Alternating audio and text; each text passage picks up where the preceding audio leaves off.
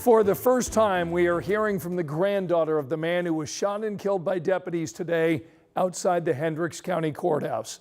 Thanks for inviting us in. It's now 11 o'clock. That woman talked to us just hours after this happened. Now, we've talked to her before, the first time after her two young children were killed in a crash during a Plainfield police chase back in February. That family tonight confronted with another heartache. Our Logan Gay is leading our coverage tonight. So, Logan, what did she tell you? Well, Scott, she tells us she doesn't know why her grandfather showed up with a gun at the courthouse. In fact, she says she and her family are just as stunned as everyone else.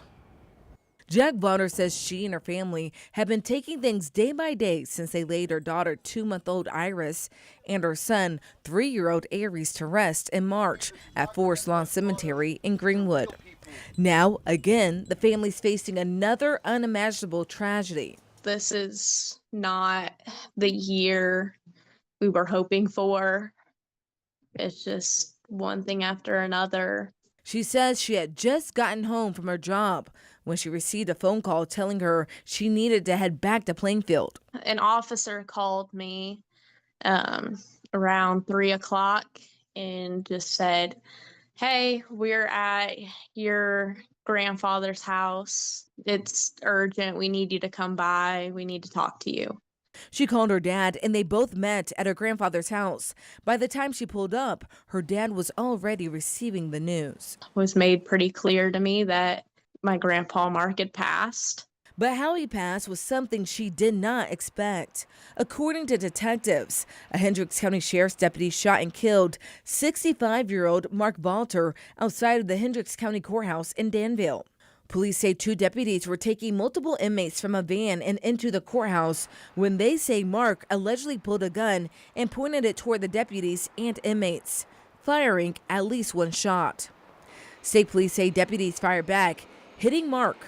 He died at the scene. We can't say for certain why he was there, and right now we're working with the police to help them figure it out.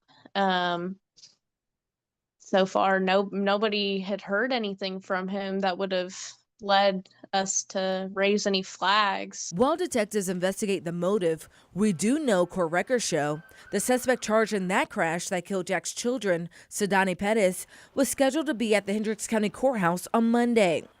Jack says she was not there because she knew the date had been changed. They're working on getting a warrant to see if maybe he left a note in his home. But one thing Jack is certain of is her love for her grandfather and his love for his family. He cared very deeply for my children, and he just always has family in his heart. Jack says her grandfather Mark had been struggling with his physical and mental health for a while, even before the crash. As more information comes out, she hopes people keep all of this in mind. Check in on your family because they might not be doing as well as you think. So since the passing of her children, Jack has relied on the strength of her family, especially her father. Now she says she's going to have to do the same thing for her dad as he grieves his father. Logan, thanks so much. No officers or bystanders were hurt in this shooting. The deputies involved will now be placed on administrative leave. That's standard procedure for the sheriff's office. I ruined my life and other people's lives, and I'm so sorry for that night.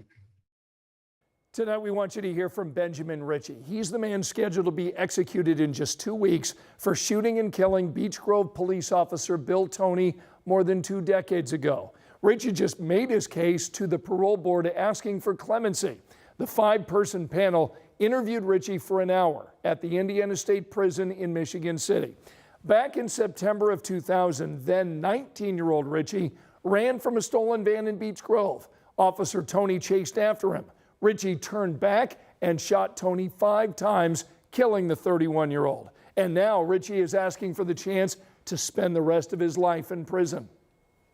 William Toney's life could best be served me helping other guys not reoffend. It's horrible he lost his life. There's not a day that goes by I don't wish I couldn't take it back. Me helping other screw-ups not reoffend not come back to Indiana's prisons. I think his life could best be served that way. So the parole board has another clemency hearing next Monday. The panel will make its recommendation to Governor Mike Braun, who will ultimately make that decision on clemency. Angela? Scott, we've had several days of showers across central Indiana, all thanks to a slow-moving weather system. And the center of that system still sitting down to our south and still spinning some showers across parts of northern Ohio and the northern sections of our state. Still close enough we can't rule out a little bit of rain northeast and east of Indianapolis over about the next 12 to 18 hours. Temperatures right now in the 50s. We have 54 Indianapolis, 53 Richmond, and 54 degrees in Greencastle. A few showers if you are east or northeast of Indianapolis. Otherwise, a mainly cloudy start to our Tuesday. Early morning temperatures upper 40s and low 50s. We do start to clear and expect highs on Tuesday, a little warmer than what we had today and near 70. Angela, thanks so much. Tonight at 11, a proposal by the City County Council looks to put about $27 million into various city departments and agencies. Our Alex Almanza was at that meeting tonight. So Alex, where's the council now focusing on these funding efforts? Proposal 164 is a spring fiscal ordinance that looks to push most of the money toward a $13 million road improvement initiative, with some councilors saying that this gives targeted quality of life investments across Indianapolis. The proposal also aims to invest in other initiatives, from park maintenance, crime prevention, and even safety improvements. The proposal was introduced Monday, totaling $27.2 million in additional supplemental income tax revenue for various departments. Council President Bob Bosley says tax increases for residents won't be discussed, saying they want minimal impact to constituents. And so it is us having to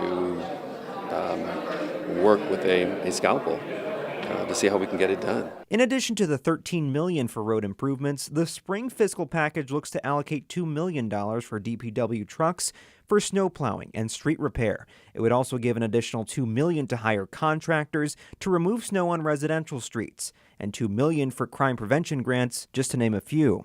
Additionally, with the recent signing of House Bill 1461, starting in 2027, the bill would make up to $50 million in road project funding grants available to Marion County. The city would need to match those funds to get them. It is one more example of how careful that we're going to need to be, ourselves and the administration, in the administration of our funds. We know that they're limited. Minority Leader Michael Paul Hart says he thinks there may be some pushback because many of the proposed expenditures are not things that constituents are asking for. They have said, we want to fix the roads, and so we're looking at everything possible to make sure to go through this list, scratch things off, make an amendment, and appropriate these things towards the things that people are asking us about. The Administration and Finance Committee will meet here Tuesday night, May 13th at 5:30, where public comment will be heard on this proposal. At the City County Building, Alex Almanza, 13 News. Here's a look at the other stories making headlines right now. We're getting new insight tonight into the moments before a deadly shooting here in Indianapolis. Court documents say witnesses saw 62-year-old Forrest Grant and the suspect get into an argument near a bus stop on the southwest side in April. The documents say a relative of the suspect told investigators the alleged shooter called and said, "I didn't mean to. He was going to pull his gun first. I'm a hothead and I shot him." A 22-year-old is under arrest in the case. Right now, investigators in Bloomington are searching for the person who broke into a dance studio. They used a crowbar to get in. They basically went all up and down our door and damaged it. The co-owner tells us someone got away with speakers and electronics, plus gym mats and costumes. She says she also found an empty cash box. Ivy Tech is now discontinuing its free summer classes for high school students. Leaders for the community college tell 13 News tonight they're dealing with a big budget cut from the state, $27 million a year. They say that meant tough choices. For the past 3 years, high school students could take free Ivy Tech classes during the summer. 14,000 high schoolers took part.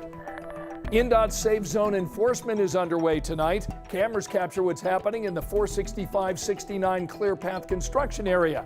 And this means those cameras are now recording when you go 11 miles per hour or more over the posted speed limit. The first speeding violation doesn't cost anything, but by the third, it could come with a $150 ticket. Remember, you can find all of our latest local stories anytime on our 13 News app.